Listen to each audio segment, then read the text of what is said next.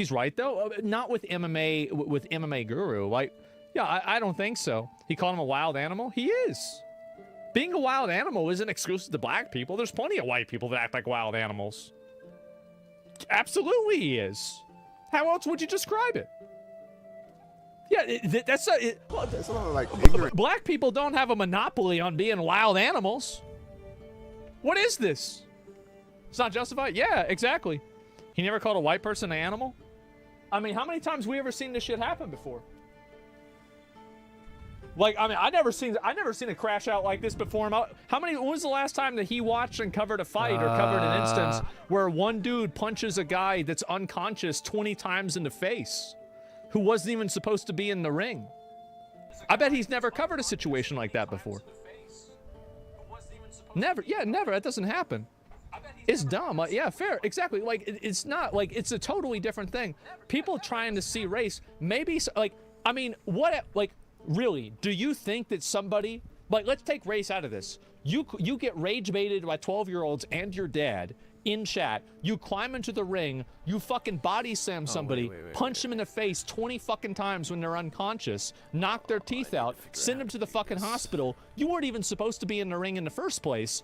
If that's not being a wild animal, I don't know what the fuck is. It's got nothing to do with being a black. It's got nothing to do with being white. It's just fucking obvious. Everybody can tell this. Because Raj is a retard. He's a fucking retard. Yeah.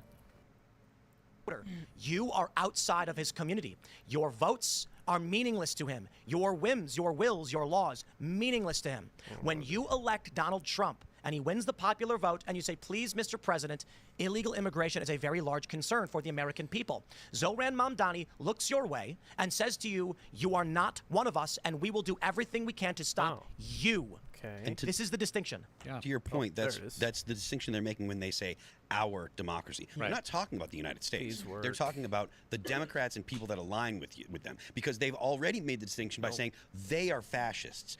They are trying to destroy our democracy. Right. The people that they point at and claim are fascists, those people are not part of their. I want to say one quick thing before we jump to the next story. I just want to help people as best I can, give you the context clues. They burn the American flag. Right. They fly a unique flag called the Progress Pride flag. They say our democracy. They say you are a threat to our democracy. They say we are at war with you. I did not ask for this. I begged for it to stop every step of the way. They lie. They say that I'm far right. They say Ian is far right. He's Moon Lord. It's because we exist outside of their community. Now, don't get me wrong. I don't blame them. But they are a chaotic force that has grown within the United States that seeks to upend and defy the United States. They mock our history. They destroy our statues. They rename our military bases and our streets. They have tried to kill the president. They have killed our most prominent political leader, young leader in Charlie Kirk. They shot up a news station because they took their high priest off the air. I don't understand what else people need to hear what do I have to do understand to this object we are in not order to talking make about it roommates in a single house. You are not having a disagreement with your brother anymore. And I hate to say this because people are going to say it's acceleration or whatever, but there is a reality here. There is someone outside of your home banging on the door. They are saying, I can do what I want to you. And the question is, are you going to open the door and let them, or are you going to ask the police through lawful means, please make this person stop? That's where we are at right now. This multicultural democracy seeks to upend and destroy. We have called the police, Donald Trump, and said, please start arresting these people. And guess what? Surprise, surprise. The criminals often shoot back. Yeah. No. One of the, I just want to, for you young guys, this one. Who here remembers when Clinton was inaugurated? I do. Okay. Vaguely. I'm 50, so. I remember watching this in horror, not because he was inaugurated. It was like, okay, here's our new president. There was an actor who I forget his name, but he was watching the celebration, and the jets flew over. The Blue Angels flew over. And this guy was interviewed. He goes, you know, I looked up in the sky and I saw those military planes, and I thought, those are our planes now. Yep. There it is. It's like no, dude. These were always our planes, our military. Our okay, here it is. Here it is. Here it is. Okay, that worked. Let's see here. Okay. All right. Police. This is what we're together. Tree when her husband was nominated. From the start. Or elected. I forget which one it was. And it's like, but it's like the reason why I use have of to our use country is this other file. excluding half of Oh, it. and it's the basis of communism is we are all in this together until you get it, and then one guy's on the top. That's Let me the just- same age-old crap. Let me ask you guys, also remembering the Iraq War, for instance, or even the more modern conflicts we've seen against ISIS. What is this? Tim Pool's going live. No, we'll do Count Dankula.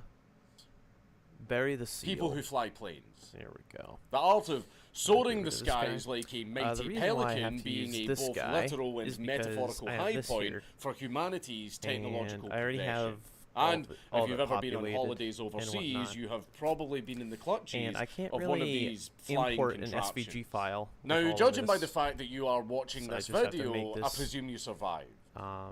If standard not, then my condolences. FreeCAD file. Please don't pass on to the other side until after And go the into this 10-minute one. mark, and be sure to haunt But the yeah, dreams of your bereaved you can just import relatives the by sketch. telling them to like and subscribe, just like you Now, hopefully did. But anyways, do- today's man of the hour was a pilot who was actually good. And he was not only just a junkie, you know, being rather fond of a certain schniff, but also a spook, managing to become both a DEA informant and the personal saw the other pilot live of stream, none other than I was using Pablo Escobar FreeCAD himself. 1.0. And was a And key figurehead I couldn't in figure out making why some my of model Pablo was Escobar's gray whenever I imported it. deliveries. Indeed, So today's what video I did is I about just none downloaded an older other version, and it didn't than give me that Barry problem. Seal.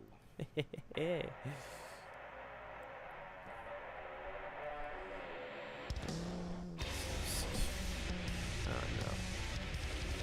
There we go. Do that.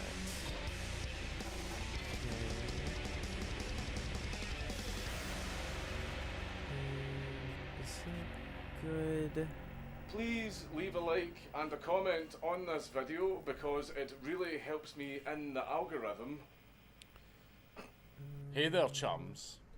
I bet you didn't expect me to be able to hear you sneaking up on me there. Baka. Oh, you're wondering how I managed to hear you despite having my earbuds in. Well, the boffins with our sponsors, Raycon, have been at it once again and cooked up these, the essential The open reason why earbuds. I deleted the As you can see, these bad boys are reference comfier line than is ever, it's always with a given me super problems in the lightweight past. open ear design It's that better to doesn't compromise on the make audio use of quality. these And their dimensions. 8-hour battery life provides the perfect distraction from Africa Yeah, Chan's see? shorter rants there's a about vertex Madagascar. right there. And the case brings locked the onto. total amount of juice to 36 hours, which you can Juice? top up with wireless Juice, charging. you said juice, They're not also juice? super Okay, compact alright. and they fit in my pocket. go. And are IPX5 splash proof. and this So should I won't be- short circuit them with sweat from the physical exertion of no. using my secret BJJ 1.75, power move it would be standing up. Best of all, the essential open earbuds don't block out the outside world, which is a godsend for when I need to lock yeah, it's right in but still offset. have to be aware of toddlers running around. Um, Many we're going to Black Templars extrude. fell before they were forced to Ooh, retreat it's into pretty my far studio. out. Also, the essential going open to fill up earbuds this prevent guy. me from just drifting through the world in blissful ignorance because of my heckin' epic cinematic trailer music not being powerful enough to imbue me with the it's too superpowers low. needed to raise my hand and matrix cars There we matrix go. cars to a stop like the There we cracked little go. egg that I am. Alright, let me check my... Instead, the essential drawing open here earbuds allow me to hear oncoming traffic and avoid playing analog Frogger while still listening to my favourite song. Why does everybody keep bullying me? It's not trailer music, it's neoclassical. I'm sick of having to tell people that. Gotta ponder So the if you're orb looking here. for earbuds that move with you, whether you're commuting, working, or just living life, the essential open earbuds are the way to go. So go to think that's good. buyraycon.com/dankulaopen to get 20% off your order of the essential Alrighty. open earbuds. So now, We began in Baton do Rouge, Louisiana that. on July the 16th, 1939, Then go to tech where draw. Adler Berryman Seal enters the world with a rather gay boy name. The son of a candy draw. wholesaler, Seal presumably Yeah, waddled yeah. through his early years, plump and full of glee. We really Bam. don't know much about Seal's early life because, amongst other things, he was a grade A bullshitter. Yes. So finding anything actually concrete about the guy was about as pleasant as having your teeth extracted by pliers that are overly lubricated and struggle to get a good grip. I hate doing mad lads on bullshitters because it's very, very difficult to separate the fact from the fiction, or a part that sounds like a really, really cool story, but it turns out to be something that the subject just completely made up. There we go. Though, having said that, I can confidently say that he graduated high school in 1957, and that he was said to be, and I quote, full of fun, full of folly. Make of that what you will. Regardless, he seemingly had a very, very keen interest in aviation from a young age, getting flying lessons by the age of just 15 by apparently hanging around airports and pestering who he thought were pilots into tutoring him. Remember, this was the mid-1950s. Standards were a lot more lax back then. But surprisingly enough, the lad was gifted, with his flight instructors even saying so themselves, letting him fly solo after just 8 hours in the cockpit at the age of fucking 15. So it's no surprise that young Barry got his private pilot license after just a year. Now, I don't exactly know if that's enough time in the cockpit to warrant a fucking license, but hey, it was the 1950s. And I'm a feckless landlubber, and he was Barry fucking Seal. So, what do I know about flying a plane? Well, funnily enough, that is what the flight instructors also started asking. Because even though Barry was evidently gifted, he apparently had no grasp at all on his own tenuous mortality, being needlessly ballsy in the air and almost getting himself killed pretty regularly. This can be seen when Barry decided to open up a business focusing on flying advertising banners over Baton Rouge. Oh yeah, that's You know, like those really corny marriage proposals, but instead of some soppy gay sign fawning over my dearest Deborah, it was just a kitsch slogan and logo telling you to drink your corn syrup or whatever the fuck it is you godless New Worlders do when you're not ham-boning or eating a legally distinct cheese product spelled with a Z. Well, when Barry was doing a standard advertising sortie, he ended up pushing the plane to its limit. And he ended up crash landing, losing multiple teeth and presumably getting a brief glance at the pearly gates. Either way, he wasn't as good a pilot as he thought. So, come 1962, he would mosey on down to Nolans and enlist in the Louisiana National Guard. And he proceeded to do I can show you right here. absolutely fuck all. So I like PDF. Spending the first 5 PDF's years good of enough. his 6 in service Export being PDF. relegated to an active that's duty right. I with can't the show you pictures. 245th It's only Engineer locked. Battalion The OBS as is only a radio locked operator. to this frame. I'm having Riveting, some problems with I my know. OBS. The remaining year's Sorry, I worth can't of show you. service was But spent trust me, graduating jump school whenever you and go being to subsequently export embedded PDF, with the 20th this guy Special will basically Forces be Group. gone. It Quite won't show up. the These step up vertexes from will squaddy be tech gone. support. And due to the nature of the group, this you guy know, will be being gone on special Gears and all, Plus. we actually don't know So the anything view about that you're his seeing right here, activities, barring the fact that he supposedly It doesn't really did show some up stuff in Vietnam. fully But honestly, with the render. I don't believe him. Because, amongst other things, his actual service record shows that he had actually never even set foot in Asia, let alone Vietnam. And frankly, why the fuck would the US government send the Louisiana National Guard to fucking Vietnam? Actually, alright, it kind of fits, you know, similar environments and all that, but still. What we can confidently say, however, is that he picked up a side gig with Transworld Airlines as a flight engineer in 1964. Remember, he was in the National Guard and mostly in active duty, not the army proper. So, he was able to do a day job independently of his service. See, I don't know why it does As that. I a don't know why simple the flight line engineer, Barry very quickly rose the has to go ranks, through managing it. to become a first officer and then a full-blown captain. I specifically If only remember there being his actual a military offset. career was that fruitful. Text offset But where you anyways, can, now like, as a move captain, this to he the would be side. piloting a Boeing But I 707 guess along a regular route to Europe, and in the process, doesn't exist. becoming the youngest pilot in the TWA's fleet, with presumed bragging rights to boot. The issue is, being a standard everyday pilot is boring Well, as fuck. Turns so out instead you're not of allowed as to we have fun. inlined- But of course, that wasn't enough excitement for young Barry to have in his life. So when he was approached in 1972 for his proposed involvement in a plot to smuggle explosives and into then Mexico for the some arrowheads. cheeky Cuban chaps who really didn't like Fidel Castro, That Barry looks a lot jumped better. at this very exciting proposal. I wish I. could Then have it the turned text in out the that middle. those cheeky Cuban chaps were actually spooks. And Barry was subsequently arrested and charged for put the height conspiring to smuggle this one or explosives. this one? The TWA then heard about this little can you kerfuffle just- with one of their pilots, and they promptly clipped Barry's wings and fired him. There we go. Though Oh, you yeah, can this see is the length parent. of this video and And this is the breathe a child. sigh of relief, because Barry Gotta move the child. actually got to walk free due to the prosecution erroneously height brandishing an on this assault rifle before the jury, claiming that it was Barry's, and in the process allowing the defense to posit that such actions I just were don't like prejudicing the dimensions jury. sideways like And that. in response, the judge presiding over the case actually declared See, a that's mistrial. that's how it's supposed to And look. just like that, right there. Barry evaded prison But for some through reason, just it didn't look like sheer that. fucking luck. But despite walking free, Barry As me was in- not doing inline, so as well. me inline. Because not only did the case cost him his job and have his name blacklisted from all legitimate airlines, but the court proceedings ate through most of his savings, leaving him perilously close to bankruptcy. Why does it do it to that And one, worst but of not that all, one? he had contracted a debilitating Does that ailment. look better? Or His the third other way? wife, Deborah Ann Dubois. What about the first two wives? Well, Last one, they were near last brushes that he managed to shake off. Yeah, Don't I like worry that about better. them.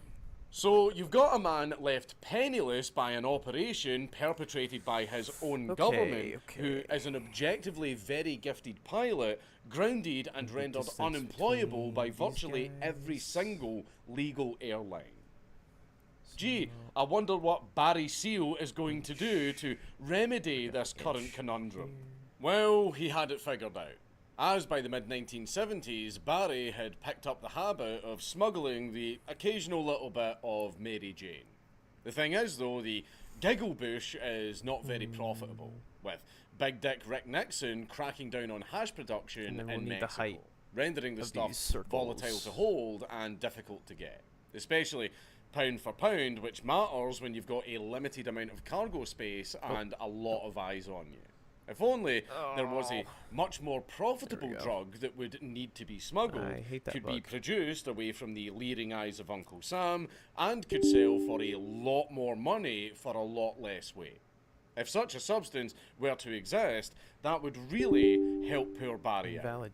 By complete What? coincidence, the enterprising minds of the often overlooked Southern Americas were currently working on that very substance, with aspiring politician and hippo enjoyer Pablo Escobar taking advantage of the void left by the What in the wheatheads world is and going on? spearheading a totally legitimate coca refinement business that was looking to tap into the virgin US market.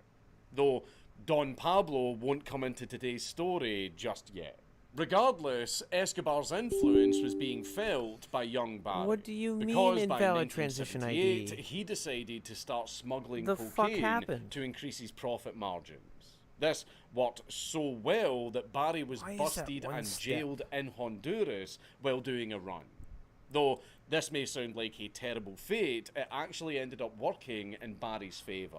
Because thankfully, he wasn't carrying any drugs just yet, so they Alright, couldn't you nail him fuck. as a drug smuggler. Instead, they can't- nailed I him can't with delete this just dimension? ownership of an unlicensed firearm, which got him 7 months. Now, that might sound a little bit silly, but bear in mind he alright. is a smuggler carrying cargo worth millions of dollars.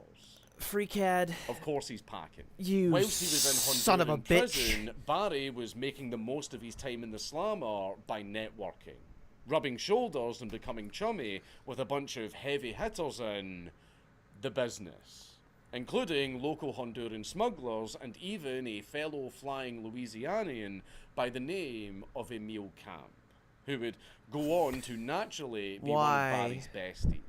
And most importantly, he also met with Roger Reeves, who had a lot of friends in the newly established Medellin cartel. You see, the cartel was in need of vectors to move product, with the typical Mexican land route being finely combed by the gringos and the Caribbean route being heavily monitored, due in part to Cuba. So other methods had to be considered, and Barry was just the guy that they needed. And of course, he was more than happy to oblige them. So, come 1981, they struck an accord and got into business together, with Barry braving the skies once more to smuggle drugs into the United States. Everything. Though instead of the laughing lettuce, it that was original instead file, though. the That was really stupid of proverbial me. Good thing I made a white gold. copy.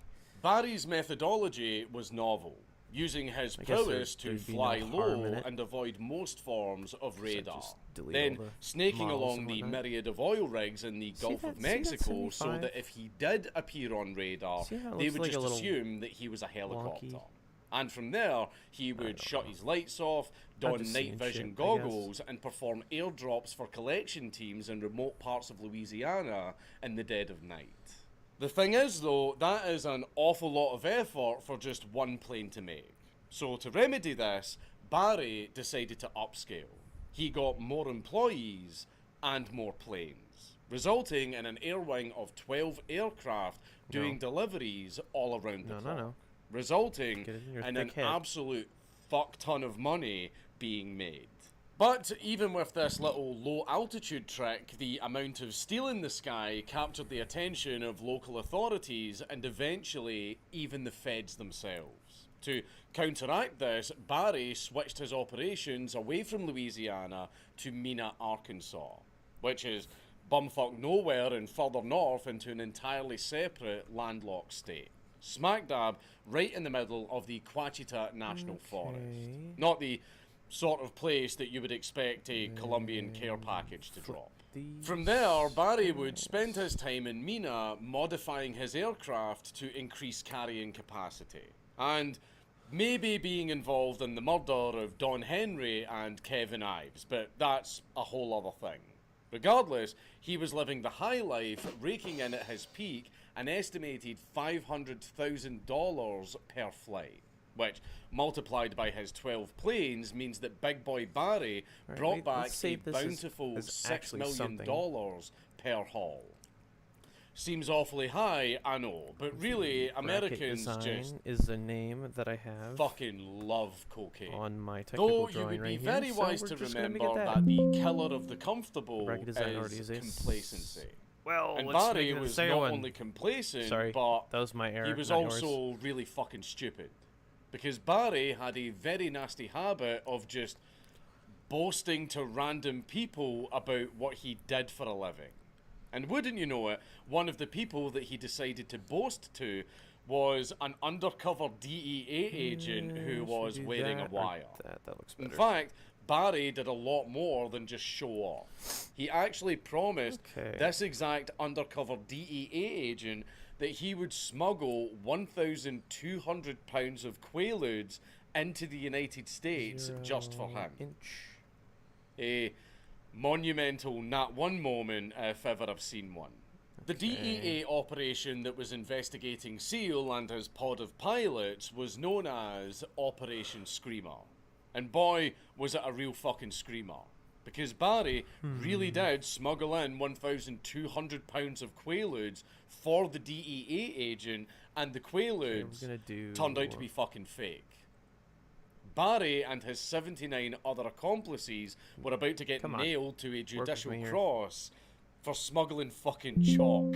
Realizing that he was utterly fucked, Big Baz surrendered to the feds and he tried to cut a deal with first the Florida Task Force and then the Baton Rouge Task Force by teasing them about how he was totally best mates with the members of the Ochoa family, who, for context, were one of the core families of the Medellin cartel. And both of these agencies, very strangely, told him to get fucked. Now, you might be wondering why both agencies rejected this offer when Barry dangled such a juicy morsel of gossip about one of the core dynasties of the Medellin cartel. Well, it's probably because they knew he was absolutely fucking lying, because they knew he was a complete bullshitter. And to be fair, he was lying, because Barry had never actually met any of the actual cartel. He worked with them through intermediaries, because cartel bosses kind of go right out of their way to make sure that they cannot be connected to their drug empires in any way at all. So you would never see any of them talking to a grunt like Barry Seal. No. Pablo and Co. didn't even know Barry's fucking name, and they never even met. There is a way. All they knew about him was his alias. There is a way to get rid of this bounty box, but I forget means the Fat Man. What it is. So Barry was facing 10 years in prison and just got told to stuff himself by 2 separate police districts. Shit. So he decided to throw one more Hail Mary into the mix by approaching the South Florida task force with a different deal. That Barry could get Escobar directly. And after being asked to prove it, Barry used his legally required phone call to hook up with a friend and actually somehow set up a meeting with none other than Don Pablo himself. But what made this shit even funnier was the fact that for this meeting, Barry used the alias of Ellis Mackenzie, a name that the cartel had never heard of, so they had no idea who he was. Just that he was some random gringo that wanted to talk to the boss. So we don't exactly this is where it gets really fucking funny. The cartel had heard that Barry Seal, El Gordo, had been arrested by the DEA and was now completely out of the picture because he was going away for a very long time. So they now needed a new pilot. Then they get contacted by this Ellis Mackenzie fellow who wants to smuggle drugs for them. What does that look like? Wow. What excellent timing. So the cartel actually agreed to the meeting. Gross. And just like that, the DEA threw Barry a bone and allowed him to turn informant. And indeed, Barry proceeded to actually go to the meeting and meet up with both the Ochoa family and Escobar himself, being the very first DEA operative to ever actually do so. Now, you might be thinking, oh, when he turns up to that meeting, his goose is absolutely cooked. But remember, the cartel bosses had never actually met Barry and didn't know who he was or what he even looked like. So, when Barry sat down at the meeting, they didn't recognize him, and he essentially did an interview for the job that he was already doing for the cartel, and the cartel had no fucking idea because they didn't recognize him. Okay, in line? That is probably one of the stupidest yet ballsiest things I've ever heard. So, what did the meeting actually consist of? Well, the cartel was very much interested in smuggling a good haulage of Peruvian marching powder preceding the 1984 Summer Olympics, which would be taking place in LA. Naturally, because this is the United States, cheat a little bit. It means that whenever sports ball adjacent activities are on, narcotics consumption spikes. And the Olympics is kind of an important sporting event. The only issue was that logistically that would be a fair bit more of a hassle than merely just reaching the south. So Barry would need a refueling point halfway along the journey. And wouldn't you know it, by complete coincidence, they had one lined up for him in Nicaragua. What's so special about Nicaragua? Well, during this time, Nicaragua was a type of state that we in the industry call a junta, run by some plucky little munchkins known as the FSLN, better known to the American corn munchers as the Sandinistas. There we go. Indeed, Pablo and Co. evidently had connections with communists in Central America.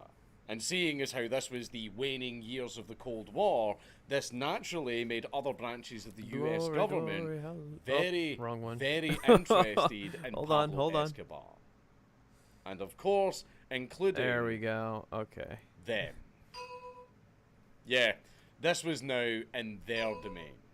Barry was now de facto property of Sorry, death. I'm laughing at the video. The I'm CIA listening to. naturally gave SEAL the green light to go ahead with this operation. Alright. So the cartel got to work on fitting out What the is plane this? with all of the goods and fuel it would need for the long flight I northwards. have no idea what that Issue is. was that they overloaded the can't even plane click beyond on it. capacity and caused it to crash immediately upon I'll have to takeoff. remember to delete that. And the only replacement plane that they had on hand in the had other a smaller program. fuel Okay, capacity and capable of a direct flight to the United States. So we SEAL need the height essentially of just had to do a brief this. stopover in Nicaragua to refuel before finishing his flight Oh, northward. I don't have the back end.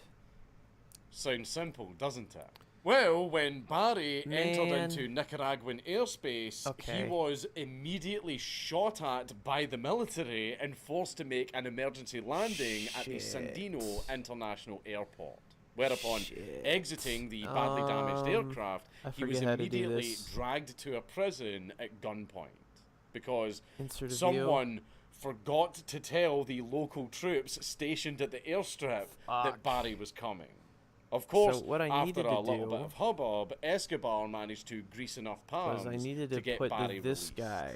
Eventually, this view Barry right found here. his way back to the United States so I that he could needed get needed debriefed that so by I can get his the new height of handlers, this. and presumably have a very awkward I mean, conversation can I do with that? his Can wife. I get away with that? As you may expect, the Glowies were rather I don't think that- uncaring. I don't think because that's they standard. now wanted that to standard? bug Barry's plane with cameras They so that they really could catch shouldn't. the Sandinistas in the act of facilitating Escobar's oh drug well. trade.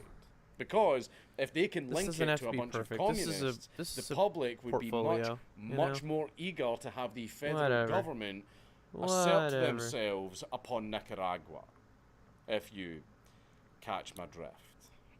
Barry was resistant to this. Not because he held any particular loyalty what to are the we Medellin missing? cartel, but more so because if We they got found everything. out that he was a rat, they would do absolutely fucking unspeakable things to him. Because if you somehow don't think know, we have or everything. if you never went on Live Leak when it was around, the cartel does very very Okay. bad things to snitches. But all we Barry need to eventually do folded to the is spook's change. request and had his new plane, a Fairchild C-123K, outfitted with 2 hidden cameras to try and catch the drug runners in 360p. Bracket design. It was the 80s. And after doing all of the standard pre-flight checks, Barry took off once more to return to Nicaragua, where he would do the daring deed. Upon landing, without being shot at this time, things immediately started to go wrong. Because, as it turns out, the hidden cameras were clunky and broken pieces of shit that started making an extremely obvious whirring noise whenever they were turned on. So, in a panic, Barry and his co-pilots cycled and flushed the engines to try and hide the noise. Thankfully, That the looks good. Nicaraguan troops who were sent to help load the cocaine looks didn't good. notice the cameras. And this is when Gonna Barry's save streak of this. luck struck once more. Because, for whatever fucking reason, Pablo Escobar himself came to Nicaragua to help load the Okay, aircraft, We're going to export resulting this in the man as himself unknowingly SVG being file? caught red-handed in his corny striped polo shirt. This photograph's existence was a massive fucking Design? deal. Not just for the federal Without agency stateside, but for sunrise. Colombian society itself, and especially Barry Seal. Cool, Because cool. the second that that photograph was developed, Barry Alright, Seal I actually was a need dead to man. And he knew it. delete all this, but I But won't save it. that's obviously only I if won't the save it like photographs that. are made public. Well, the CIA instantly leaked the photographs to the press for their aforementioned geopolitical plays.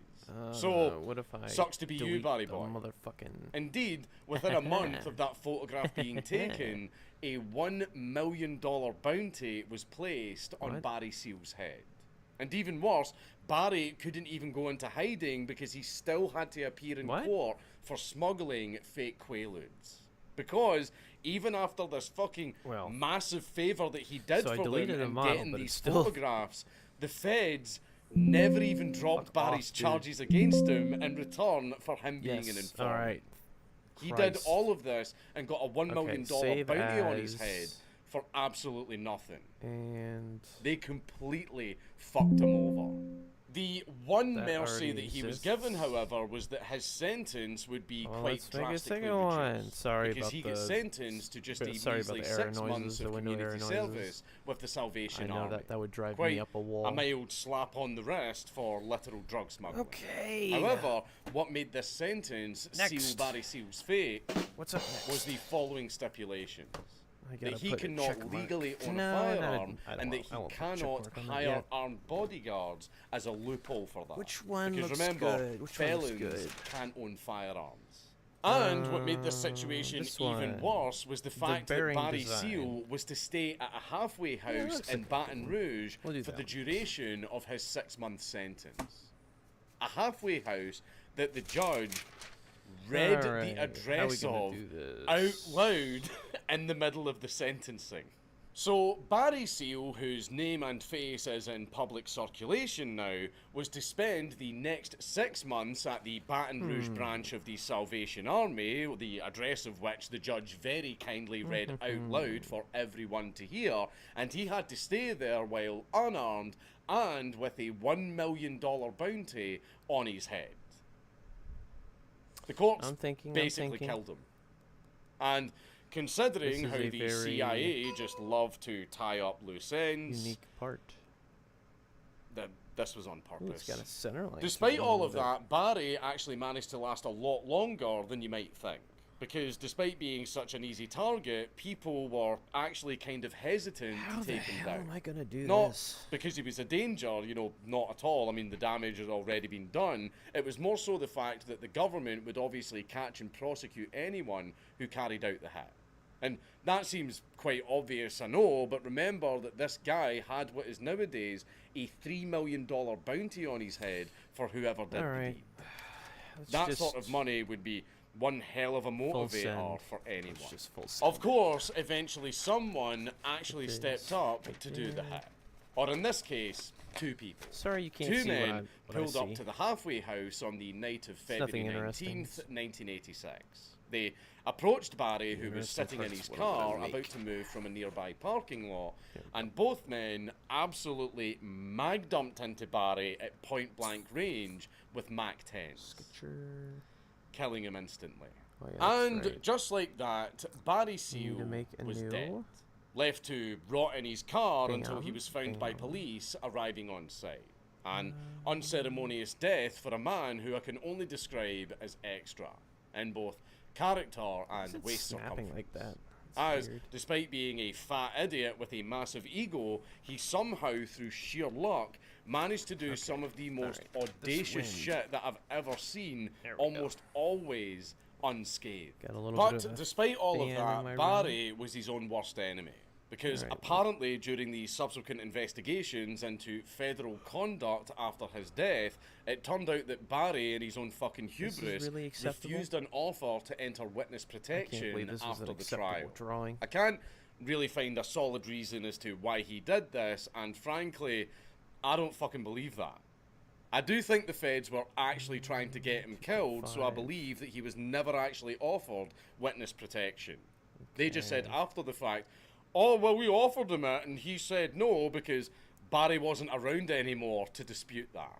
Understandably, there was a massive outcry in response to the whole ordeal, with the blame being squarely You laid at the massive feet idiot. of the government, I'm due missing to a whole what I can bunch of only dimensions describe here. as strategic incompetence to achieve a desired outcome. But by that point, Barry was already dead. The gentlemen responsible for his death were, of course, arrested and charged, with 6 Colombians in total being rounded up and judicially finger-wagged, with 2 of the 6 actually having their charges dropped and being deported due to them not being involved enough in the hit and the evidence against them being rather weak, with the remaining 4 being found guilty and given a range of have this sentences dimension that right were here. very meh overall.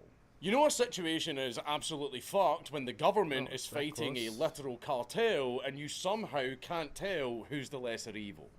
I mean, at least Pablo Escobar paid his goons well before suiciding them. The US government just battery 3.5, farms you for their huh? own gain and then just sticks you in a fucking halfway house to get 2-packed, that right? apparently. Barry Seal was just one small character in a massive drama involving the cartel.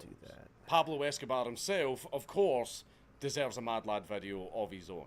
But so do all of his closest advisors and hitmen, because a lot of them did some absolutely insane things that were so extreme and so outrageous that they were the reason that the term narco-terrorism was first used. Here. I've got a bunch of names that I need to add to the Mad Lad list. Okay. Thank you on YouTube. Everybody subscribe. Damn.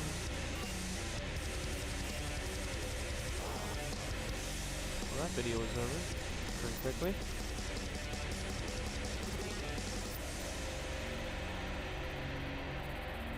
Okay, next.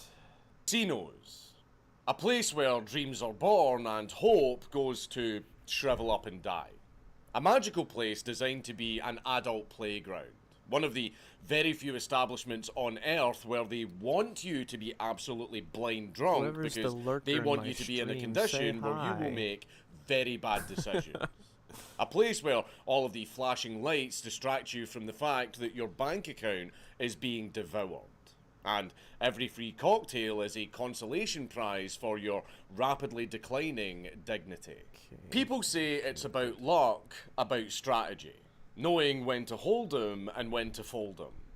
But let's be honest, that little leprechaun-looking slot machine is laughing at you every single time you take it for a spin. It takes your money, it takes your pride, and it gives you absolutely nothing in return. But still, Alrighty. people keep coming back. Because casinos sell you the grand fantasy that you, yes you, just might be the one to finally beat the house. Even though the house always wins. Some people take the loss gracefully, but others don't. And those types don't just lose their money, they lose their mind.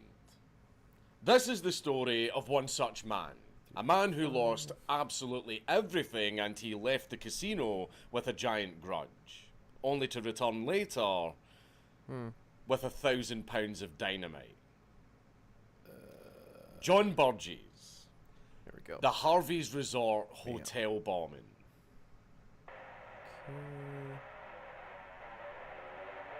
Oh. What? What the fuck? What just happened? Are you... What? What? Please leave a like and a comment on this video because it really helps me in the algorithm. I just found out something wild about stem cells. They're like tiny little repair crews in your body What that go just around and happened? fix things that need to be fixed. Dr. Eric Berg, one of the most watched health educators on YouTube, has been talking about this for years. Dude, A stem cell's kinda I like this reserve cell that can swear. pretty much change into anything that you need. They're using it now How to bad regenerate could this fibrosis, program which then allows the be? heart muscle function to improve by 30%. They can do the same thing with liver fibrosis and damaged brain cells. They're getting great Oh, results stimulating okay. new cartilage in your joint. Some people are using It it actually for saved autoimmune it. diseases like MS, and also to help rejuvenate skin cells to actually make the skin young don't know again. why. There's also stem cells for cancer. It's very important to understand how to keep that stem cell population at the highest level. Well, I But guess the that's problem with really stem lucky. cells is that they are crazy expensive. $50,000 for one placenta stem cell injection. But luckily, my guys over in Black Forest have developed save this. cocoflavanols. This Studies is, have been done to show that the bearing flavanols in cocoa stimulate stem design. cells to come out of your bone marrow. Very like unique. bees coming out of a beehive in your bloodstream, and they go around and fix whatever needs to be fixed. Harvard scientist Dr. William Lee actually backs this up. Now, how do we know this actually functions and works in people? Well, clinical studies have been done with high flavanol cocoa to show that in like men who are in their 60s with heart disease, they could actually just have 2 cups of dark chocolate hot cocoa a day for a month. Yeah. And they doubled the amount of stem cells in their bloodstream and their circulation improved measurably. This isn't your average cocoa. It's a stem cell power-up. I mix it into my coffee or in my protein shakes. It tastes great, there's no sugar, and it's only 20 calories. So, if you're experiencing significant aging, slow recovery, or you're just feeling a little bit off, blame your lazy stem cells. Gave me an error code, But you still went through cocoflavanols with it. activate them, like a fountain of youth in a scoop. So go to my link in the description box down below or in the pinned comment down below for the next 48 hours and you can get a whopping 40% off hello, promo Spider. for the next 48 hours only. Janos really don't Burgess, appreciate later you being changing on me. his name to John Burgess Sr., was born in 1922 in Hungary, a country known for its this goulash and one's paprika, one of these but guys. best known for getting its absolute shit kicked in by larger you keep giving me empires. Now, error being born in messages, but, 1920s Hungary was not like drawing the short straw in the 20th century. So It was more like getting deep-throated by the fist that was holding the straws. Yes. You see, John's childhood unfolded at the same time that his country basically got sucker punched into World War I. Okay. Literally sliced in half by the Treaty of Trianon, losing almost half of its territory and population, and then voluntarily being thrown into the dumpster fire that was World War II. All of this is just a fancy way of Half-inch? saying that Burgess's early life was pretty bad. So that's good. World War II rolls around and That's young John good. claims, mind you, not a fact, claims that he was a pilot for the Luftwaffe. Do this guy? You know, the German one with the swastikas and all that. And then it was Not that I would know anything 2.5. about that subject. But anyway, whether that's true or just made up bullshit, who fucking knows? Because we couldn't confirm this at all, and the only source of this information was John. 2-inch, John and then also 1.5 claimed that he was a inch. military Let's do the intelligence 1.5 provider for the United States during the war, which is a giant fucking contradiction on itself. He probably would have put pilot, spy, sex god on his resume if anybody bothered to ask. So, moving forward, keep in mind I that should he may or probably may not have been download a completely full of shit about his keyboard early recorder. years.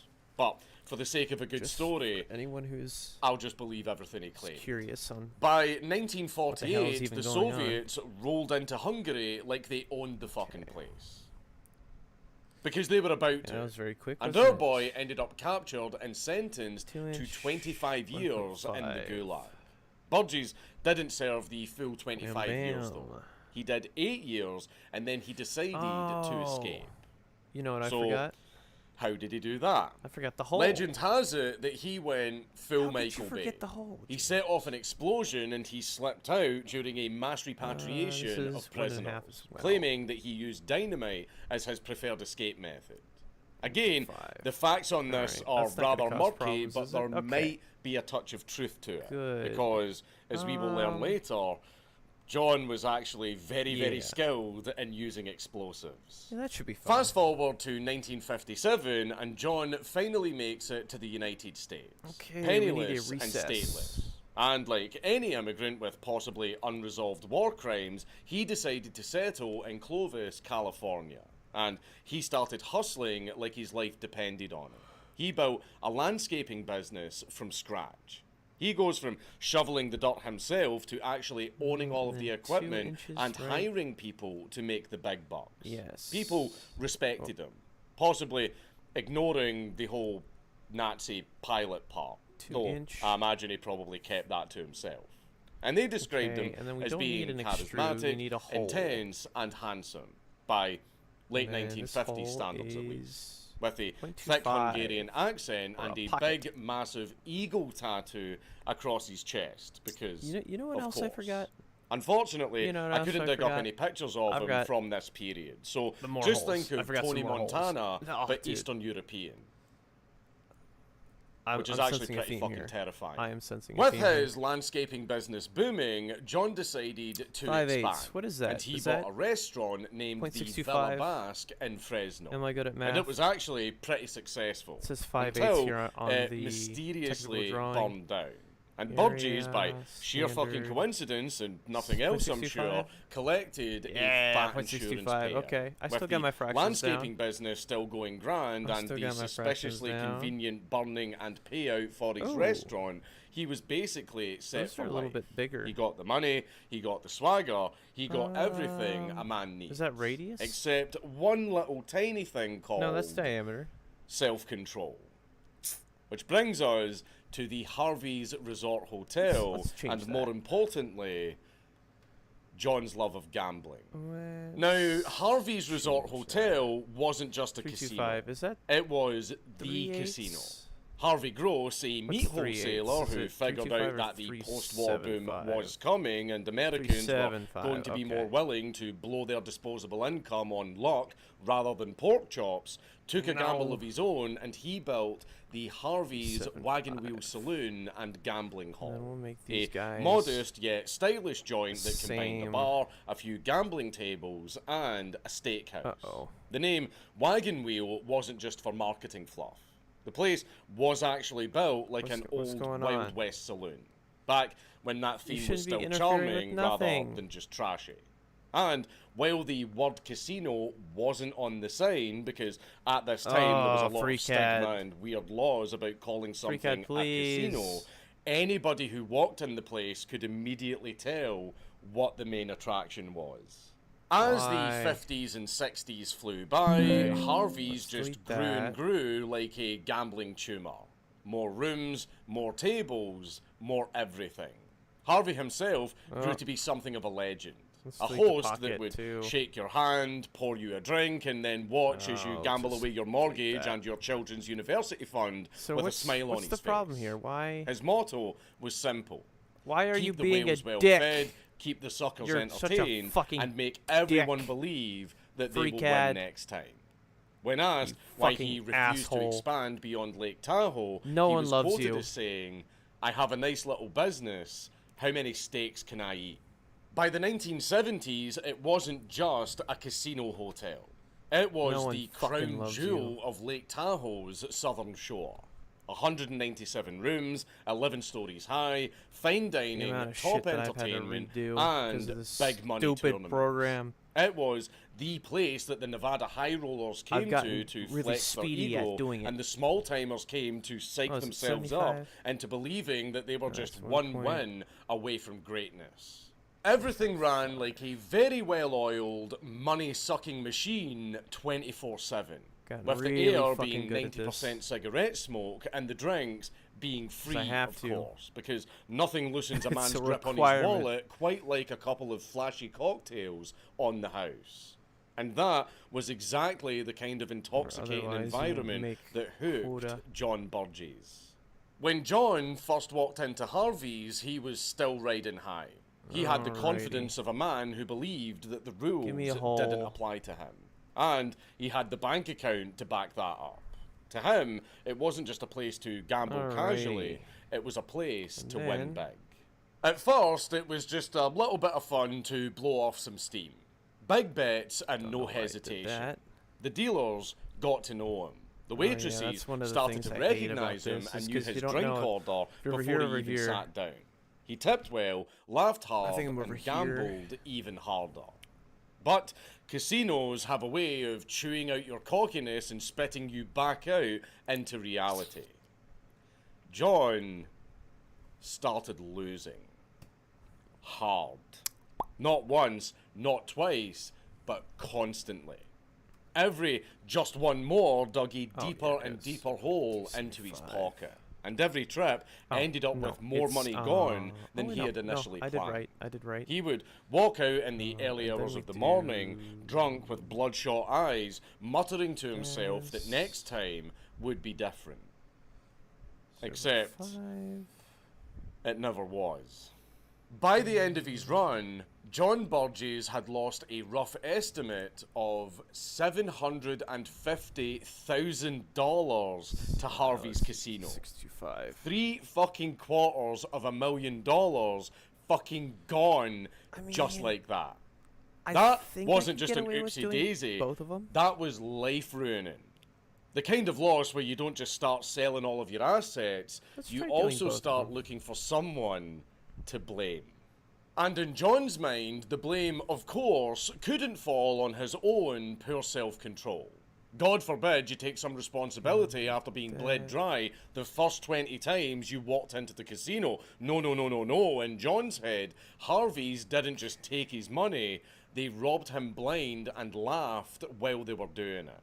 They also humiliated him by kicking him out of his favourite suite, number 1017, on New Year's Eve, right in front of other patrons. So now, John was left with nothing but a very bruised ego, a giant debt, and an even bigger desire for revenge. And not just any run-of-the-mill type of revenge, I'm talking about biblical, Old Testament type shit. If Harvey's Casino had destroyed him, he was going to destroy Harvey's Casino. I think... Oh, wait, no. There's one other thing we have to do. So John started planning. Around October of 1979, John rented a studio apartment about a mile away from Harvey's, turning it into a Bond villain-style lair to keep an eye on the place that he wanted to destroy. And from there, he started to scout Harvey's for 6 long months like an evil, obsessive ex-girlfriend. He watched the changes in security shifts, he learned at what time the traffic was the most quiet, he even measured the height of the fucking curb outside of the lobby entrance so that he could figure out how to wheel the ball inside without breaking his back. After planning everything to the smallest detail, John needed assistance for the plan to work. And who better to mix into your problems than family? When John shared his grand plan with his own sons, 19-year-old John Jr. and 18-year-old James, they quite reasonably assumed it was just another wild joke being made by their dad, waiting for the punchline where they needed to go and buy laser sharks for his moat for his Bond lair. But no, not John was being dead fucking serious. Wireframe. John also asked for assistance from his own girlfriend, Ella Joan Williams, a Fresno probation officer with the morals of a stripper pole, who turns out was kind of a ride-or-die bitch who actually agreed to assist him in becoming somewhat of a logistics assistant. She later was the one to type up the infamous extortion letter. So, after 6 months of marinating in his hatred and fantasizing about turning Harvey's into a parking lot, by spring of 1980, John was ready. Here we go. The planning turned into action. And the only thing that was missing was firepower. A lot of it. On June the 10th, John convinced his 2 sons to help him steal over 1,000 fucking pounds of Hercules Unigel dynamite from a construction site at Helms Power Plant. The most hilarious part of this entire heist was that they didn't even have to come up with some grand plan on how to steal it. They literally just fucking walked in, loaded up the dynamite, and drove off. Nobody confronted them, and nobody asked them any questions. I wonder why. No, seriously, I couldn't believe it myself when I read it. It really was just that easy. The fucking sand in the Sahara Desert was better secured than that fucking dynamite. John hauled his arse back home and he stored the dynamite in a walk-in freezer that he had built in his garage. Now, this is not fully confirmed, but to test the power of the dynamite, John may or may not have actually blown up the Dry Creek Bridge in Clovis later the same month. Witnesses reported a massive explosion at Shepherd and DeWolf Avenues, and the authorities later found more hidden dynamite nearby. The FBI would eventually connect that to John, figuring that he could be the only possible suspect for it due to him being the only person in the state of Nevada at this time to have over 1,000 fucking pounds of dynamite just chilling in the aforementioned walk-in freezer right next to the frozen pizza and chicken nuggies. So, with enough explosives to flatten an entire city block, John began to construct his grand magnum opus. Why was it upside down before? He tinkered like a mad Hungarian MacGyver. The result? drumroll please, All right. weighing in at an impressive 1,000 pounds with 28 toggle switches, a mercury switch, a float switch, and an atmospheric pressure switch disguised as an IBM copy machine, we have what became known as the machine. Okay, there's a hole. And It's not when I going said through his all the magnum way. opus, I meant it. As a matter of fact, the bomb was so complex that the FBI later called it the most sophisticated improvised explosive device that they had ever seen. It was so impressive that they actually built a replica of it and used it for future training exercises think this after is doing anything. 2009. John what Sons about took this? one look at the There thing we and go. said, "We are not hauling that absolute death machine and risking getting nuked. Is that 1 inch? Fuck that, we're out." Okay. So John had to find replacements for them. hole cut. Enter Willis Bill Counterwar, Brown, a countersink. former landscaping employee of John's, and Brown's son-in-law, Terry Lee reversed. Hall. These two agreed to be the replacement delivery boys for what was basically a portable box of death. Ella Joan Williams then typed out the Profile. 3-page extortion letter. The pictures for the letter, Direction, unfortunately, right aren't hand, left readily hand, available, but size. it basically reads like a passive-aggressive IKEA instruction manual with a lot more threats does than it say usual diameter? about mass murder.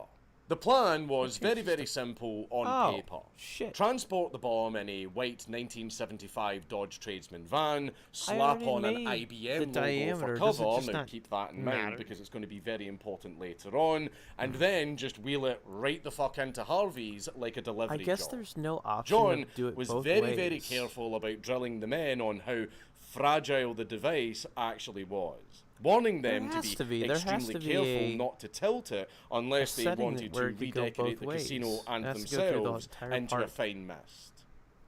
Also, the two delivery guys No, it had doesn't. no It only has to idea go through that one it was a side. bomb. Well, I guess that's really John convenient just told for them me. it was a very, very glad I sensitive saw and that. delicate printer, so they had to be very, very careful with it. Huh. On August 26, 1980, at 5:30 in the Oh, morning, here it is. Brown Through and all. Hall, dressed in blue coveralls, carefully rolled the machine through a side entrance of Harvey's, up an elevator, into the second floor office area, and left it in there. And they left the extortion letter sitting on top of the machine, addressed Okay, in bold through all letters doesn't really to do through all. Harvey's management. And this is basically what the letter said. This bomb Okay. is tamper-proof. Try moving it even a fraction of an inch, and it will explode.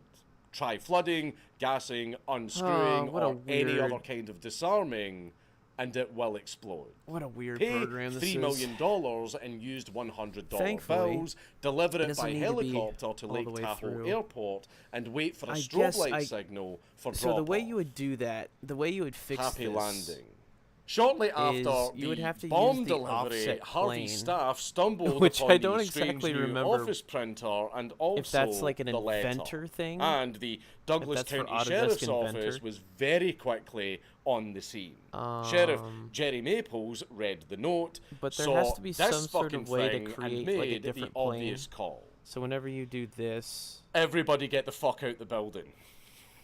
Dealers You could were just dropping create chips another mid-game, plane. pit managers yelled at staff to clear the And then you floors, can offset it tourists all the chugged way their out here. last complimentary cocktail, and the Um, slot machines went make a silent sketch on for the it, and first then it'll go time through both in of these. years. By mid-morning, a few hours later, the FBI was on the scene, alongside don't bomb remember how to do experts that. from the Bureau of Alcohol, Tobacco and Firearms. Chris Roney, head of the FBI's explosives Usually unit with the years of planes are right here experience in somewhere. defusing everything from pipe bombs to Origin. mortars, was There we put go. in charge of the Okay. operation.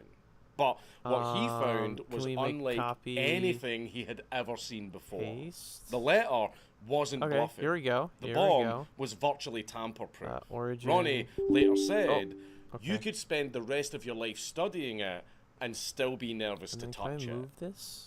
So, the only real play was to stall for time, figure out who Transform. planted the bomb, and get the information from them on how to disarm it. Uh, Meanwhile, back to John.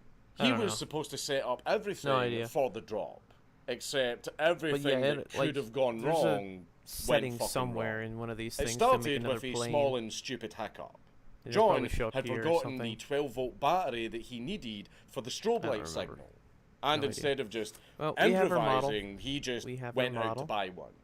And because he never did anything simple, you know, like just buying the damn thing and getting the fuck out of there back to where he needed to be, the idiot decided to, and I shit you not, argue with the salesman over the price of the battery for a solid chunk of time. What would be a good... By the time he finally left the store, hours had already been lost. That'd be good. And if that scenario wasn't dumb enough, don't worry, there's more.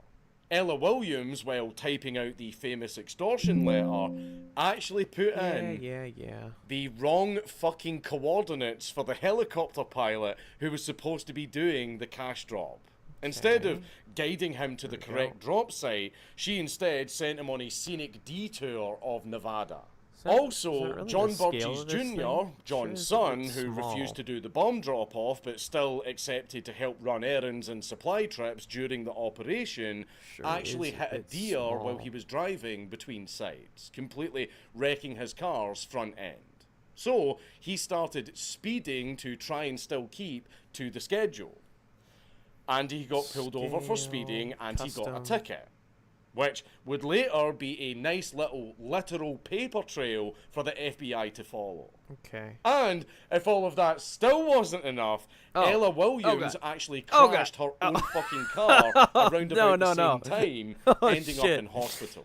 Meaning she was now checked out of the entire operation. Whoops. So, as that entire literal fucking Three Stooges scenario was all unfolding, Harvey Gross himself was busy making his own decision.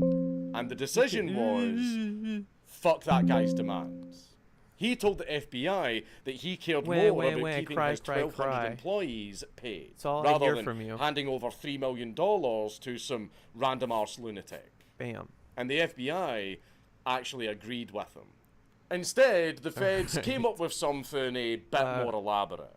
They would load the helicopter with bundles of fake money, but have real $100 bills on either side of the stacks to give the illusion that all of the money was real. Now, and we have if to they do a could section convince view John that he was about to get paid, maybe they would be able to literally buy the time that they needed to actually catch him.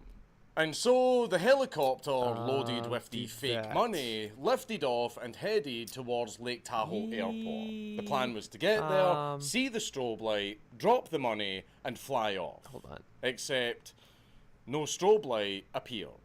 John's apparently overpriced battery and Williams's incorrect coordinates just made the helicopter circle around waiting for a signal that never came. So the helicopter eventually ran low on fuel and had to return to base. Back again at Harvey's, Ronnie and his team were examining the machine for over a day by now. And the more they looked at it, the more it terrified them. Every single possible solution, moving it, cutting it, x-raying it, freezing it, everything risked a detonation. They even consulted US Air Force and Navy explosives experts, and the verdict was, this device is far too complex to disarm it without it exploding.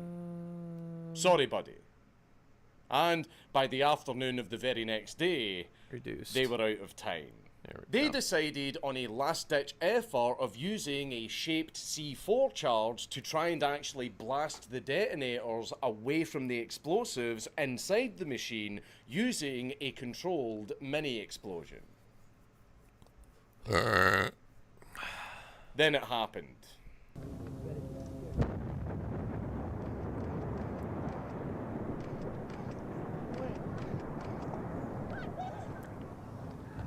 At 3:43 p.m, the charge was fired and the plan backfired instantly.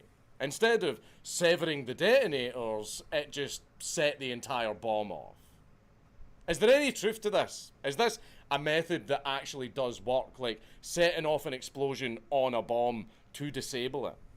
I've got absolutely no idea because I'm no expert, but a layman like me would think that setting off a bomb on a bomb is a very fucking bad idea. But anyway, the explosion absolutely ripped through Harvey's with the force of an earthquake, blowing out 5 stories of the 11-story tower. The hotel rooms split open, slot machines, tables, beds, TVs, and toilets went absolutely flying in every single fucking direction. The damage was at an estimated $18 million. But thanks to the immediate evacuation, no one was killed or even hurt. But the scene was absolutely surreal. Hundreds of onlookers crowded the streets to look at the explosion and the aftermath. Some stood silent with their jaws on the concrete, and some were actually fucking cheering. John probably wasn't the only person who had lost their entire life savings in that building.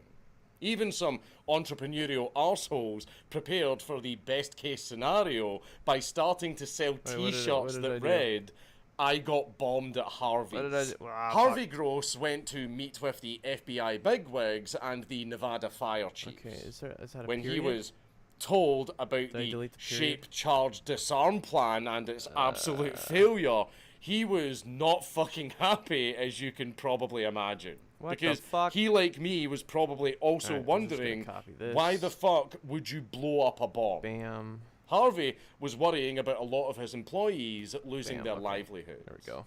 But still, just 48 hours later, Harvey's was back to being open again. At least the lower parts of the casino that didn't get blown to fucking pieces. The actual full restoration took a lot longer. By May of 1981, with a $20 million rebuild budget, Harvey's was back like nothing even happened. Except, you know, the 5-story big chunk of history. But hey, at least it makes for a really good story for guests. The FBI agents turned Harvey's into a crime scene yard sale, combing through the smashed machines, tables, rooms, and everything in between. Bagging every screw, every wire, every chip, and every card like it was Fallout New Vegas. Everything was tagged, bagged, and catalogued. Oh, but come the on. first real breakthrough in Give the me my investigation came from an unlikely source. A woman by the name of Nancy Domenico. There we go. A desk clerk working at the nearby Balaho Motel. You see, working in a casino town meant that a lot of shady shit happened constantly. And she learned to know anything out of place for her own safety. So, when she saw the aforementioned white 1975 Dodge Tradesman with the IBM logo, she immediately noticed that something was off. IBM vans were clean and well marked, but this one looked like it came from a junkyard. And more importantly, the guys driving it didn't match the IBM image. They weren't wearing uniforms. Okay. They looked more like construction workers, and they seemed very, very nervous while unloading the gear. Since she was already in the habit of writing down suspicious license plates, she wrote this one down as well.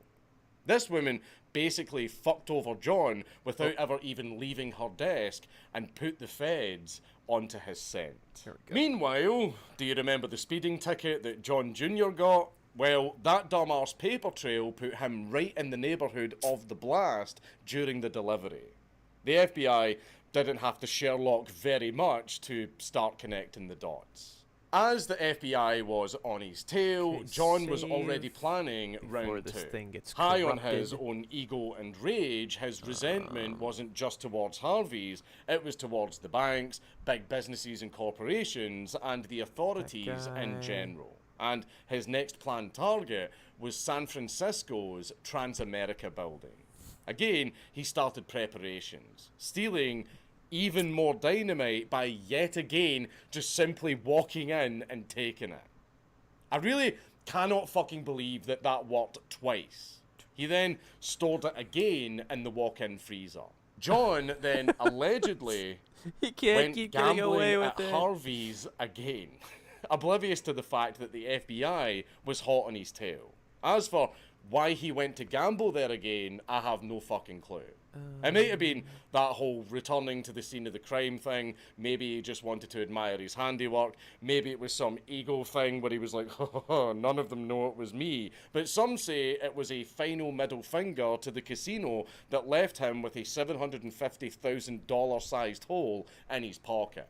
So he wanted to go and admire the 5-story sized hole that he left in theirs. The FBI confirmed that the plate number Domenico wrote down pointed to the Villa Basque restaurant in Fresno.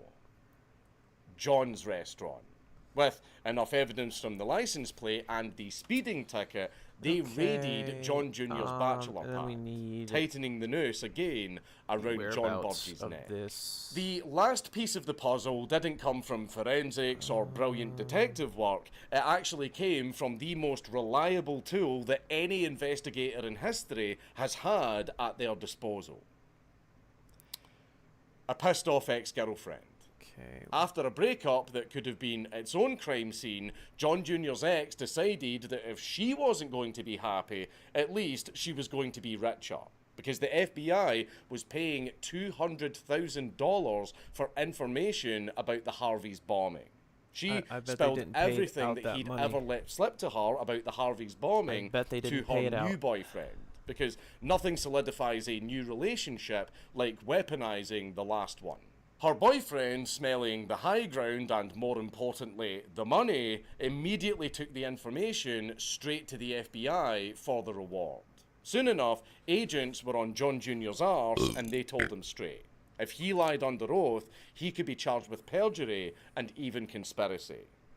He folded rather quickly, and he pointed the finger solely at his dear old dad. And just like that, the FBI had the confession that they needed. Come on. On August 15th, 1981, the FBI finally grabbed John Burgess in Fresno, after months of trying to track him down. 2 weeks later, they hauled his arse into Reno's U.S. District Court. The day after that, Willis Brown and Terry Lee Hall also got arrested as well. What are we They both get paid a laughable sum for doing this job. Some reports say as little as $100 because John very conveniently forgot to mention that they were hauling a literal fucking bomb. Others claimed that the deal was up to $2,000, but the extra cash was promised after the ransom drop came, which obviously never happened. Either way, their payday was absolutely pathetic for the 7 years in prison that they both got. Ella Joan Williams' trial was a little bit more complicated, but the basic gist is she got convicted in 1983, but had it overturned in 1984, but then pled accessory in 1985, and then got paroled. John Jr. and James took a plea deal. They pled guilty to conspiracy and aiding in theft. And as a reward, they both got suspended sentences. Basically, dodging prison time in exchange for agreeing to be witnesses against their own father. Speaking of which, John Burgess was found guilty of federal extortion, bombing, interstate travel in aid of racketeering, conspiracy, and transportation of explosives. And he got life in prison without parole. In 1996, 16 years after the bomb detonated, he died of liver cancer at the Southern Nevada Correctional Center at the age of 74. As for Harvey Gross, he died in 1983, 3 years after the bombing at the age of 78. But the casino lived on, eventually becoming part of what is today Caesars Republic Lake Tahoe Hotel and Casino. Harvey may be gone, but the house still keeps winning. Yep, we're gonna do one Also, whoever photoshopped this fucking promo pic for the hotel, yes, this is the official picture for the hotel. Whoever did this needs to get fired immediately. Burgess might have croaked in a prison cell from cancer, but his legacy didn't. In 2023, bringing down the house, the bombing of Harvey's casino hit the screens. A true crime documentary based on the events of the bombing. But it actually plays like a crime comedy because I just couldn't keep a straight face when the narrator says the plan began to unravel while showing a reenactment of a deer smashing into a car. And describing Burgess as an evil genius mastermind right before mentioning how he forgot the fucking battery for the strobe light. And to this day, the FBI still shows trainees the model of John's bomb. And they actually use it for their training. showing them how meticulously and perfectly crafted it was to the point of stumping every single bomb disposal guy who looked at it. Okay, let's get And the John's bomb orientation right this remains time, one huh? of the most complex improvised explosive devices ever studied. In the end, John Burgess this say wanted bottom? one last gamble. Top. Betting absolutely everything Top, on a giant front. fuck you to the casino. Okay. And by God, that was a hell of a fuck you. He might not have won the money, but he sure as hell won bragging rights, at least. If there is a lesson to be learned in this whole story, it's this. If you're really that stupid to blow away your entire life savings in a casino, at least do it at the blackjack table, and not with thousands of fucking pounds of actual dynamite. Or, you know, just don't fucking gamble. Especially at a casino where all of the odds are purposefully stacked in the house's favour. Okay. These places are built and designed to suck as much money out of you as possible. They're not built for you to win. That's like a 1 in a million chance. Those stories of this guy went to the casino and the slot machine, that's 1 in a million, mate. You literally have a better chance if you just go and put on a lottery ticket. Hey! Or you could put that money in my Patreon What in instead. what in the hell is going on already? No. I don't know what the hell it is.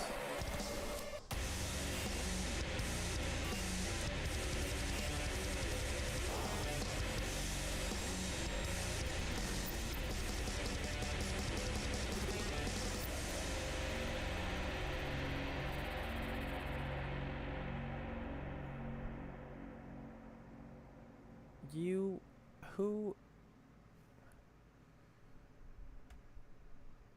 Death, the great equalizer that comes for us all, and despite being very painful for those who care for us, many of us often don't go out with a bang. I've really been enjoying doing compilations of interesting or stupid things that aren't big enough for a full video, so let's discuss some deaths that have been remembered throughout history, not because of heroism or sacrifice or anything noble like that, but because of sheer stupidity or just plain bad luck. Strange and terrible deaths. Bam. What about that? No? No, you're still not satisfied? Well, what about that? Okay. Cool. Cool. Please leave a like and a comment on this video because it really helps me in the algorithm. But before we get started, this video is brought to you by Fume. Fume is an award-winning device that is all about helping you break your bad habits in an What is your innovative way. issue? But breaking a bad habit doesn't have What to is be your an uncomfortable deal? or drastic change, so Fume is here to remove the bad from the habit. Instead of using electronics and annoying people with giant flavoured clouds, Fume is completely natural and instead 175 as uses well. flavoured air. Not only is the air flavoured, it is made using all natural, delicious flavours that contain no harmful chemicals. So, Fume really is all good with none of the bad. You can simply enjoy your habit guilt-free and replace your old bad habits easily. Your Fume will come with an adjustable airflow dial that is designed with movable parts and Is that magnets the right for one? fidgeting, Am I using the giving right your one? fingers something to do, which is helpful for de-stressing and anxiety while breaking your bad habit. After trying the new Fume flavours myself, I was honestly very surprised at how flavourful it is. It feels very fresh and the moving parts are great for helping to fight stress. I've been feeling great since using it. Stopping is something that we all put off because it is very, very hard, but switching to Fume is easy, enjoyable, and even fun. Fume has served over 150,000 customers and has thousands of success stories, and there's no reason that can't be you. And you can upgrade your journey pack to the Solano to enjoy the premium walnut barrel and onyx black coated mouthpiece that has a smoother finish and still get yourself a discount. 2.5. So join Fume in accelerating humanity's breakup from destructive habits by picking up the journey pack today. Head to tryfume.com/Dankula or scan the QR code on the screen and get an amazing 20% off site-wide running from now until December 1st. And after that, you can still use use my code to get 10% off. So that's tryfum.com and use code Dankula to save an additional 10% off of your order today. We will start in the year 612 BC. Charondas was a well-respected lawgiver in Catania, Sicily. He was known for writing out his laws in verse, which would be more impressive if they weren't laws. One law that he had issued prohibited weapons from being brought into the assembly. The charge for bringing in weapons was death. These very harsh laws were for some reason very popular with the public, since harsher punishments usually meant fewer criminals. However, one day after hunting in the countryside, Charondas entered the assembly, forgetting that he had left a knife on his belt. Good job, idiot. The man didn't want to be a hypocrite, so in order to uphold his own law, he took out the knife and committed suicide in front of everyone. Oh, jeez. I mean, never let it be said that the man wasn't principled. Another story in the not-so-far-off year of 622 BC involved another lawgiver, but this time in ancient Greece. So the Athenian people were extremely displeased with their laws and called for a reformation. So the people appointed Draco, also known as Dracon, as their first legislator, enabling him to implement a written legal system. Draco was extremely harsh on crime. Even small petty offences were charged in a similar manner to major ones, meaning that the death sentence was a very, very common occurrence. And a petty thief would be charged in the exact same way as a murderer. Also, this is where the term draconian comes from, to describe unfair or unforgiving laws. But it turns out that Draco's harsh punishments brought crime down massively. Not just because they were killing off all of the criminals, but seeing the death penalty on the horizon was a pretty good deterrent for any potential wrongdoers. The people approved of Draco and his laws so much that when he made a stage appearance at the Aeginetan Theatre, in typical Athenian tradition, they threw clothes at him. They threw so many clothes at him, in fact, that he was buried by them and he suffocated to death. Of course, the Athenians later realised that Draco's laws were very immoral and very unfair, and in the modern day, we would deem them as cruel and unusual punishment. In Austria, in the town of Brunau am Inn during 1567, there was a popular mayor called Hans Steininger, and if the name of this town doesn't ring a bell, it was the birthplace of a certain quirky moustache man who would eventually fly the windmill of peace. But this video isn't about him. Hans was very well known for having a glorious 4.5 foot long beard. He had a very, very big beard with a forked tip. And on most days, Hans would actually roll his beard up and hide the rest in one of his pockets. But on the 28th of September, 1567, a fire had spread throughout the town. Hans was on the scene trying to calm people down and get everyone out safely. During the panic and all of the hurry, his beard had come loose from his pocket and was trailing along the floor. Unfortunately, while he was escaping, Hans actually tripped on his beard at the top of a large flight of stairs, plummeting all the way down them and breaking his neck. So the man's prized beard is what actually killed him.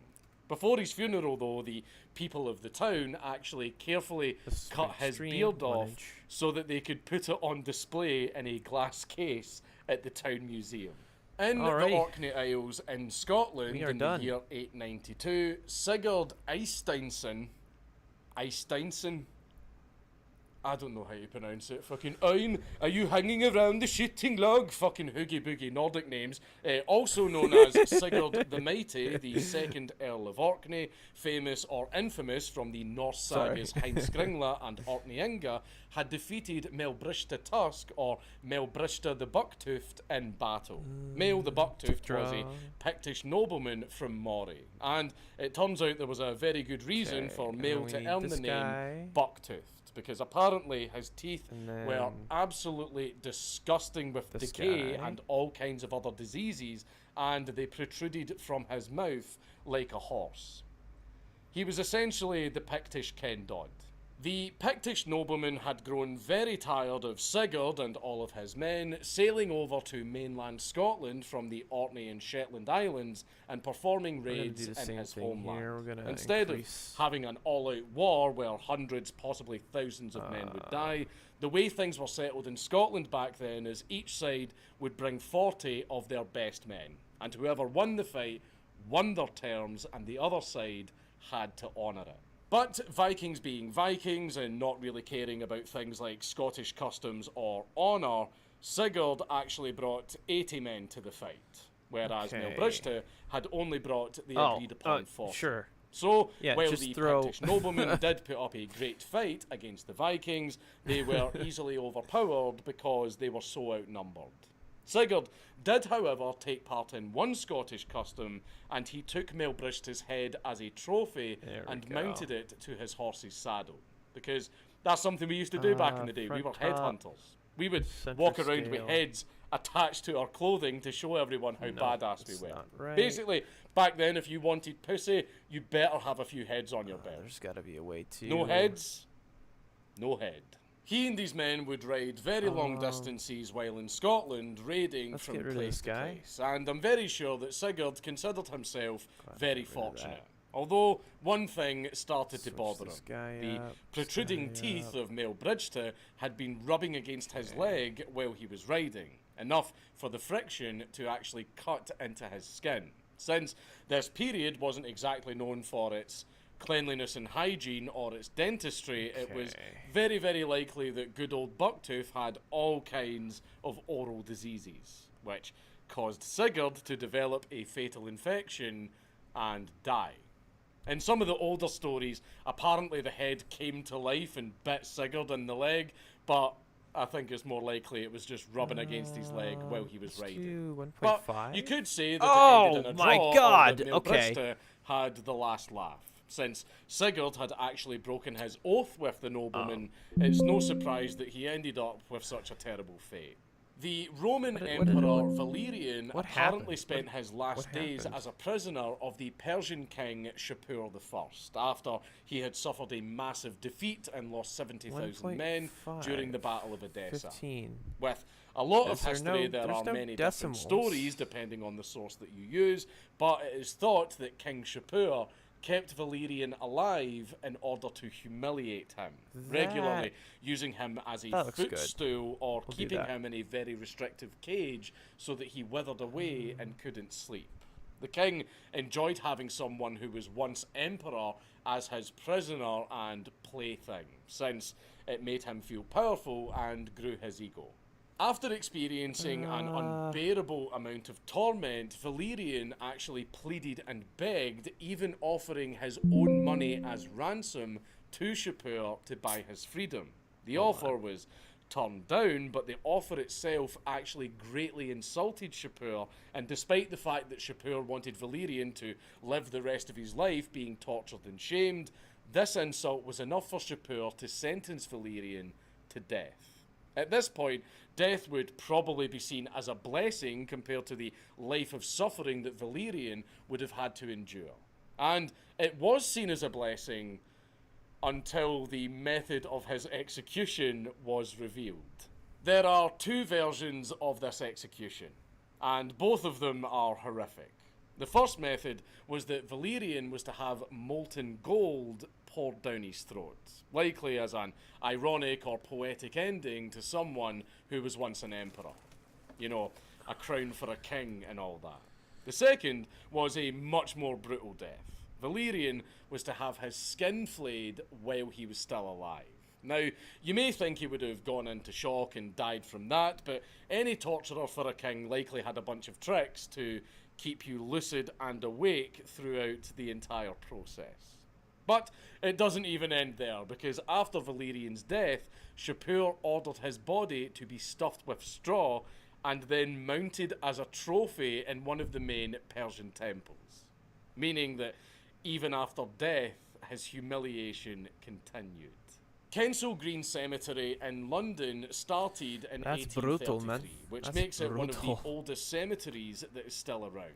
It's full of extravagant sculptures and headstones. Some of the graves have their own little gardens, and some even have small perimeter fences. You don't really see cemeteries or graves like that these days, which gives the place a kind of charm. And despite the fact that it is a place for the dead, the place has a lot of history, and I imagine that it means a lot to many generations of people.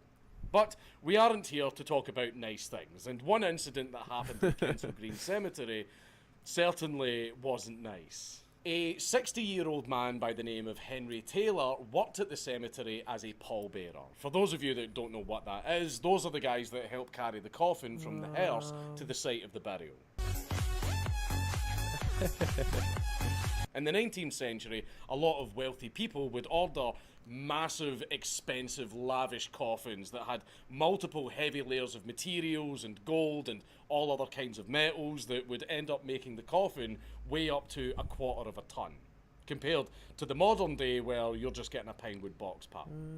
Also, for the record, when I die, I would like to be cremated, then I would like my ashes put into a cannon and fired at Hamza Yusuf. But anyway, the rich wanted to show off their class and wealth even in death, which, as a side note, just made them pretty ripe targets for grave robbers. Henry was very used to carrying all manners of coffins each day, and the morbidity of the job was old news to him.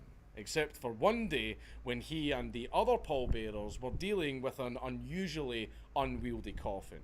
They carried it across wet, slippery grass with no problem, but on the rest of the way to the burial site, Henry tripped on a stone. In order to save themselves, the other men let the coffin go. But in doing so, the entire weight of the coffin landed directly on Henry, specifically on his chest and jaw, which ended up killing him. Fuck. There's quite a bit of irony around being killed by a coffin. On the 2nd of November 1872, the incident had actually been drawn in the Illustrated London News, and it was advised by the courts that straps were now to be used around coffins to prevent future events like this one. In Vilna in 1891, which is now Vilnius, Lithuania, a local bear had grown a taste for vodka. So, to feed its habit, it broke into a small village tavern and stole a large keg. The tavern owner was absolutely furious, since this probably wasn't the first time that this had happened. He objected to the theft so severely that he grossly overestimated his strength and ruggedness. He wanted to make the bear pay. This would be the last time that this bear would steal from him. So he made the extremely smart decision of trying to wrestle the keg from the bear.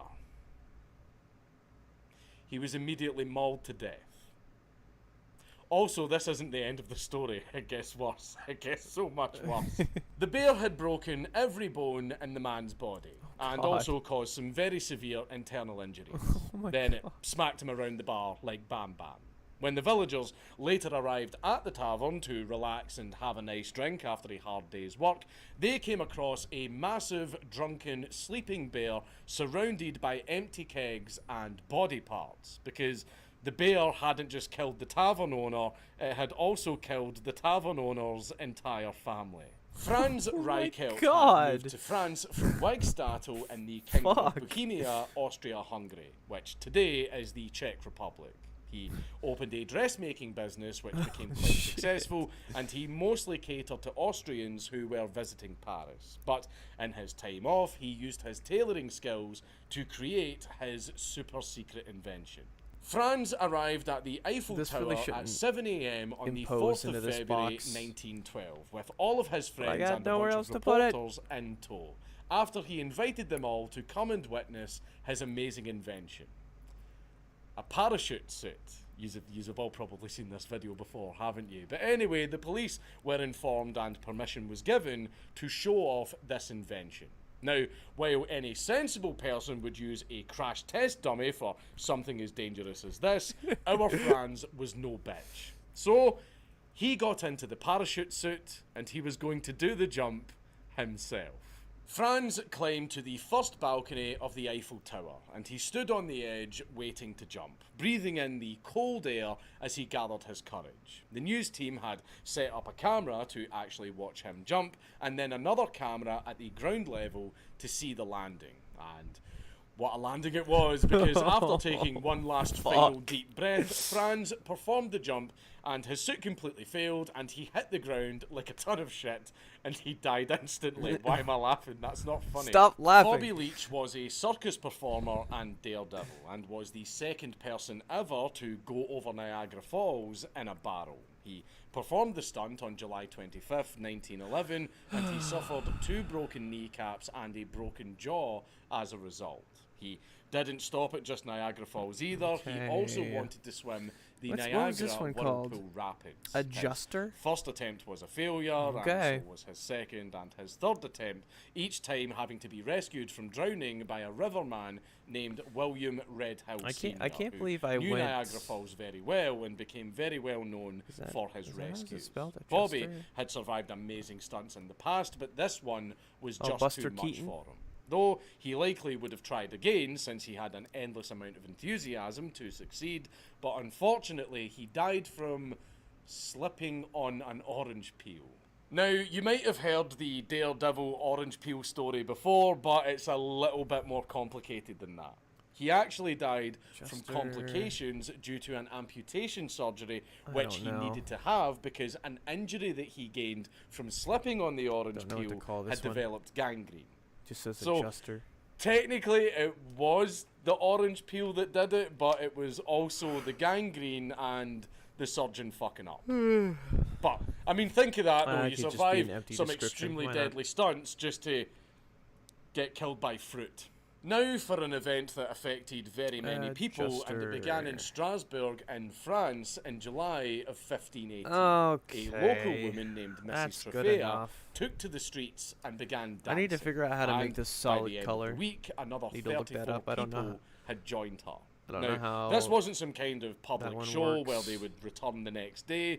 They had actually been dancing non-stop for days. The local authorities did not know how to handle this event, and they didn't want to cause more panic, so they actually encouraged the people to dance with even more vigour, even setting up stages for hired musicians in the hopes that everyone would stop once they got too tired. This, however, did not work. In fact, it just made the problem a lot worse. By the end of the month, 400 people, who were mostly female, were reportedly dancing non-stop in the street. Each day that passed took the lives of around 15 people due to malnourishment, dehydration, exhaustion, strokes, and heart attacks. Oh, gosh. They actually named this event the Dancing Plague. Anytime someone tried to intervene or stop the dancing, the women would not stay still. As the days went by, more and more of the dancers just kept dying until over a month later, they just suddenly stopped. As if the event had never even happened. Or not. And to this day, no one knows why or what actually caused this to happen, but the favourite theory is that the people had accidentally consumed the psychoactive fungus ergot, which can end up growing on wheat or barley that hasn't been stored properly. Other theories also include mass hysteria, witchcraft, and Satan. During a funeral in a small Russian village, the coffin lid flew open and the corpse started to climb out. Now, this would shock fucking anyone, but since these people were remote with very little education in medicine, they were also extremely superstitious. So everybody scattered, believing that a great evil had befallen their village. A zombie was on the loose. After running back to their homes, they locked and bolted the doors and windows and hid inside. Until eventually they gained the courage to band together to banish the demonic shambler back to hell. So they armed themselves with guns, stakes, knives, and any other weapons they could get their hands on to confront this demon. Forming a mob, they tracked this zombie down and they shot, stabbed, and pummeled it until it stopped moving. After they were sure it was absolutely dead, they took its remains to a marsh on the outskirts of the village. After all, this was a creature of Satan and didn't deserve a proper burial.